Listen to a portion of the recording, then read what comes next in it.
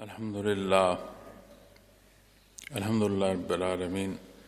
والصلاة والسلام علی حبیبہ محمد وآلہ وصحبہ اجمعین اما بعد فاعوذ باللہ من الشیطان الرجیم بسم اللہ الرحمن الرحیم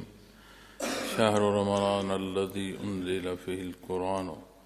ھدی للناس وبینات من الھدی والفرقان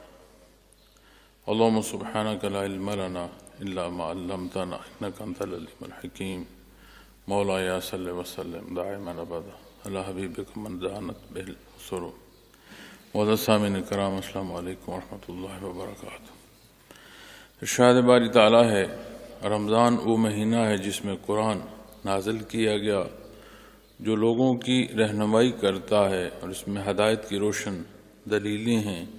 اور فیصلہ کرنے والا ہے۔ یہ جو متعلقہ آیات کریمہ بیانات میں چل رہی ہیں، یہاں رمضان المبارک کا فرض ہونا، اس کی برکات، اس میں رعایت، مختلف پہلو جو رمضان المبارک کے حوالے سے ہیں وہ اللہ جل شانہ نے ارشاد فرمائے۔ پھر اس مبارک مہینے کو جسے اللہ کریم نے، جس کا محاصل اس سے بیشتر آیا کریمہ میں لعلکم تتقون، تاکہ تم پرہیزگار ہو سکو، یعنی مقصد حیات حاصل کر سکو۔ اس کی برکات میں جو حصہ مزید برکت کا ارشاد فرمایا ہے وہ یہ ہے کہ رمضان وہ مہینہ، شہر رمضان الذی انزل فیہ القرآن، کہ یہ وہ مبارک مہینہ ہے انزل جس میں اللہ کریم نے قرآن نازل فرمایا۔ قرآن کریم کلام ذاتی ہے، اللہ جل شانہ کا ذاتی کلام ہے، اور معزز سامعین کرام،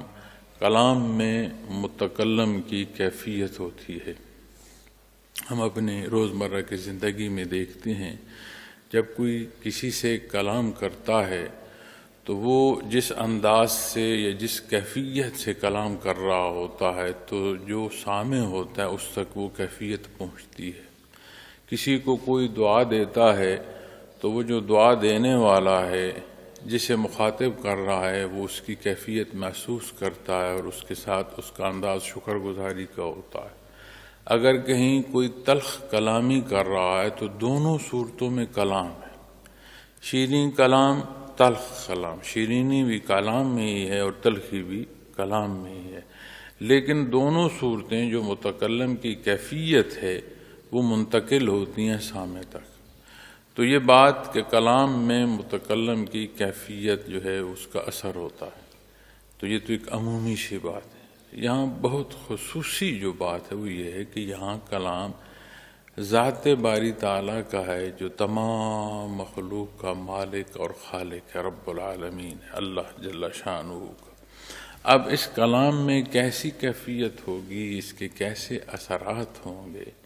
اس چاشنی اور اس کی مٹھاس کو محسوس کرنا، اس احساس کے لیے جیسے کسی نے کلام سننا ہے، اس سننے کے لیے اس کی سماعت، یہ جو اس کا احساس سماعت کا ہے، اس کا سلامت ہونا ضروری ہے۔ اگر کسی شے کو دیکھنا مقصود ہے تو یہ جو نظر ہے،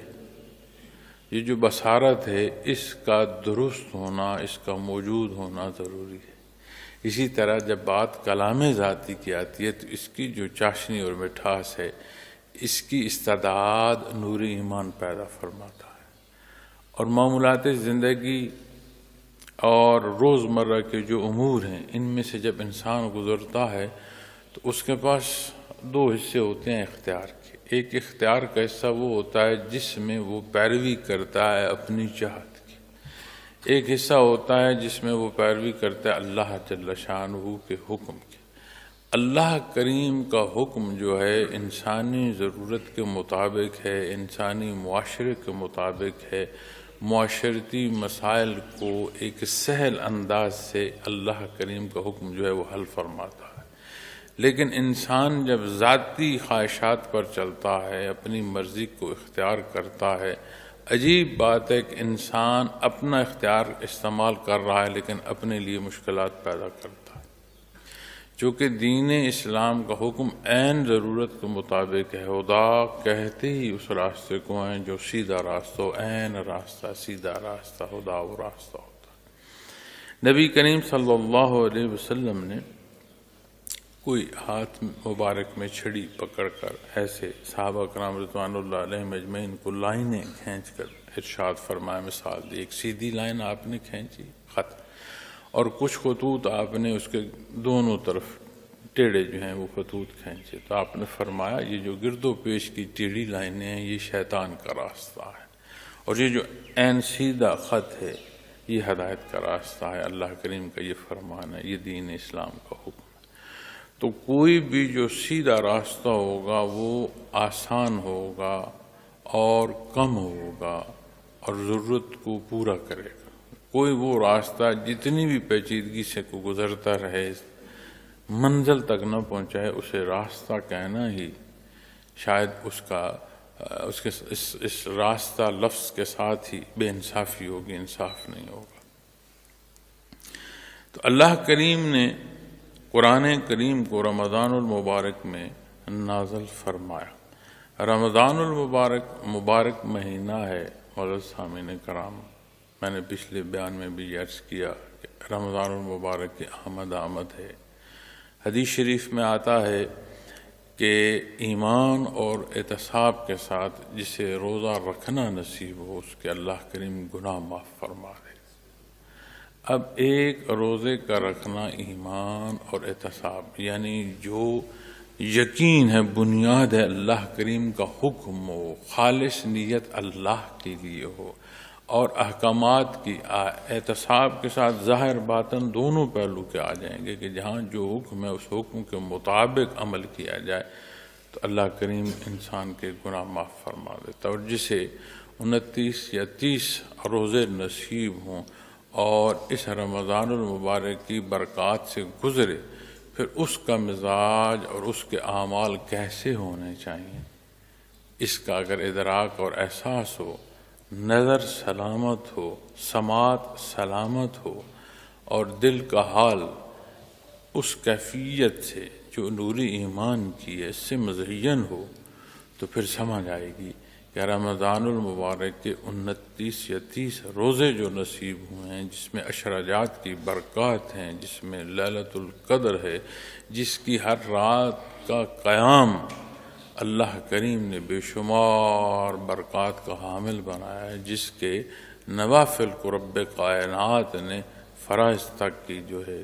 اجر اور ثواب کی حوالے سے جو مخلوق کو عطا فرمائے ہیں، اور پھر جو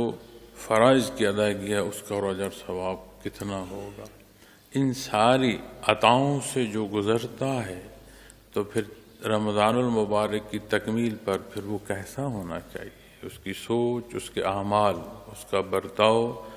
ایک ایک حصہ اس کا کیسا نکھرا ہونا چاہیے۔ اور ہم جب رمضان المبارک آتا ہے